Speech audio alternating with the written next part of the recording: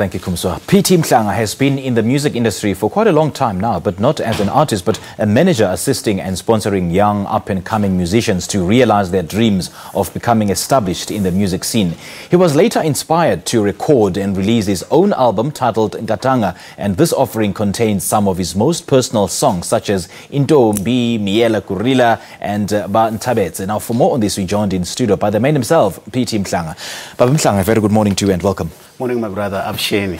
Absheni. Now, where does your love for music come from, and when did you start realizing that you can actually produce your own music? I actually started realizing that I can produce my own music somewhere in 2010, but because of my busy schedule, I couldn't proceed with producing my own album. I had to continue grooming some young artists up and coming and then sponsoring them and stuff like that. But then from 2010, I realized that I've got potential in the music industry. Okay. And then, yeah, that's what happened from there. Okay, so why do you find it important to produce your own music rather than allowing a separate record company to do it? Look, I believe that when you want to do things the way you want them to be done, do it yourself. Sure. So that's what I believe in, is that I've been fortunate enough to be amongst a lot of musicians. Then at the end of the day, I had to make sure that I do what I like at the time that I like to do it. Yeah. I didn't have one pressure from any other person to tell me what to do, how to do it, and stuff like that. So I felt, let me rather look at what is it that is in me. Yes. And then I continue doing what I like rather than someone else, calling the shots. Right, that's why. Right. Yes. And essentially owning your own stuff. Yeah, I own my own stuff. Yeah. I believe that if you are able to do that, just do it. So for those who haven't heard Nkatanga, how would you describe your music and what inspired it? Yeah, actually, Nkatanga, it's a title of the album. The album, actually, Nkatanga is a Shangan word to mean my lively wife. Okay. So this an inspiration to say all my songs are all about love.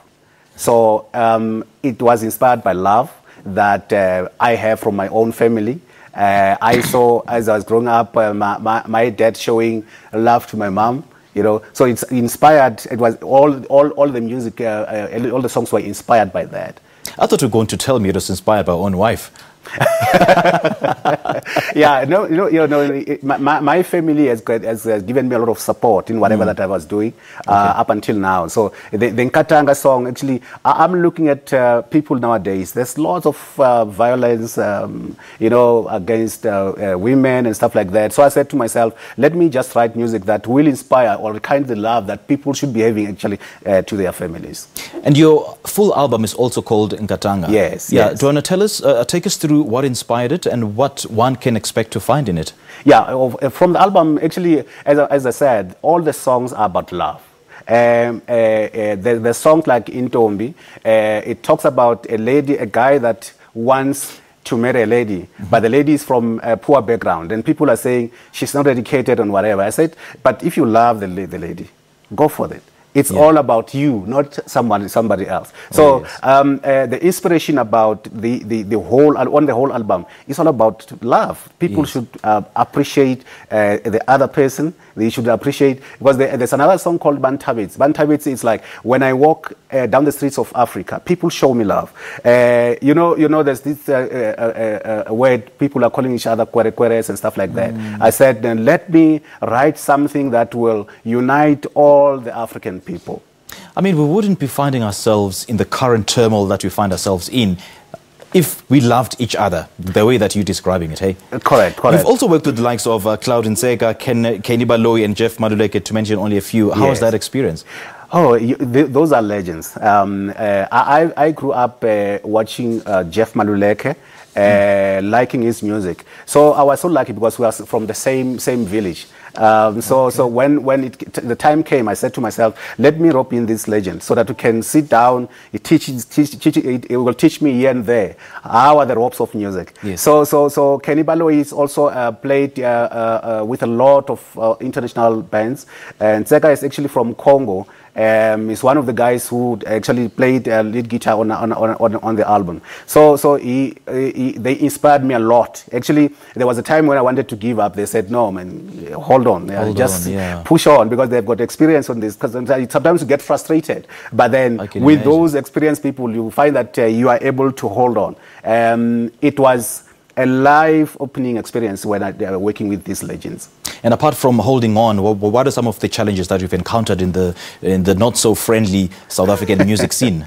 Yeah, look, I would say, I wouldn't even mince my words here. I would say the music industry, if you don't have money, you can't go anywhere.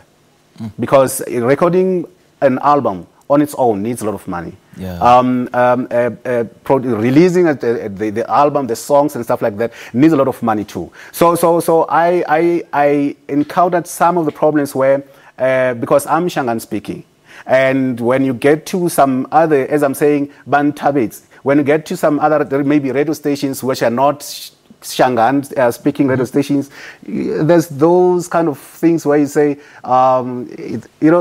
tribalism of some sort, which I try to myself that I want to fight this. Those are some of the challenges that we meet in the music industry. But other than that, yeah, for me, it was a learning curve. Okay. Yeah, most of the time it was a learning curve. Good luck, man. Thank you so much for chatting to us. Thank you very much.